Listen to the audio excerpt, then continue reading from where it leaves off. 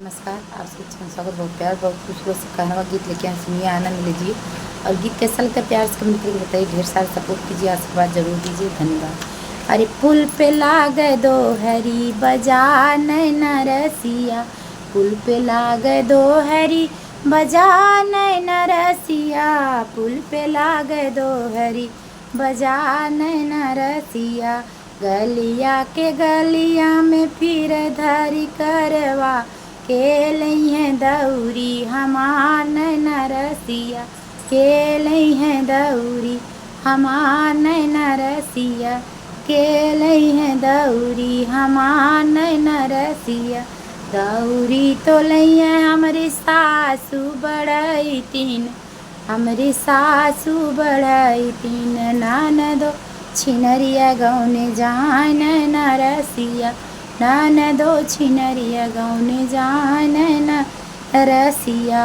पुल पे लागे दो हरी बजा नैना रसिया, गलिया के गलिया में फिर मनियरवा के ले चूड़िया हमार नैना रसिया, के ले चूड़िया हमार नैना रसिया। चूड़िया तो ली हैं हमारी सासू बढ़ैतीन, सासू बढ़ैतीन। ननदो छिनरिया गौने जाए नैना रसिया, ननदो छिनरिया गौने जाए नैना रसिया। पुल पे लागे दो हरी बजा नैना रसिया, पुल पे लागे दो हरी बजा नैना रसिया। गलिया के गलिया में फिरेला मलियवा के लइहें गजरा हमार नैना रसिया, के लइहें गजरा हमार नैना रसिया।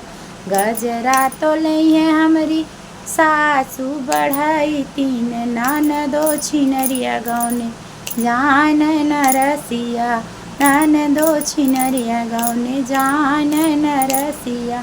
पुल पे लागे दो हरी बजा नैना रसिया, पुल पे लागे दो हरी बजा नैना रसिया। गलिया के गलिया में फिर सोनरवा, गलिया के गलिया में फिर सोनरवा के लइहें झूलनी हमार नैना रसिया, के लइहें झूलनी हमार नैना रसिया। झूलनी तो लिए हमरी सासू बढ़ैतीन, ननदो छिनरिया गौने जाए नैना रसिया। पुल पे लागे दो हरी बजार नैना रसिया, पुल पे लागे दो हरी बजार नैना रसिया। गलिया के गलिया में फिरे ओ बजजवा, गलिया के गलिया में फिर ही बजजवा के लइहें चोलिया हमार नैना रसिया, के लइहें चोलिया हमार नैना रसिया।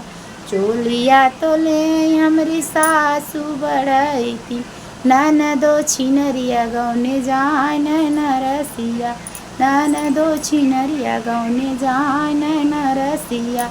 पुल पे लागे दो हरी बजार नैना रसिया। धन्यवाद। आपको गीत कैसा लगा बताइए जरूर। नमस्कार।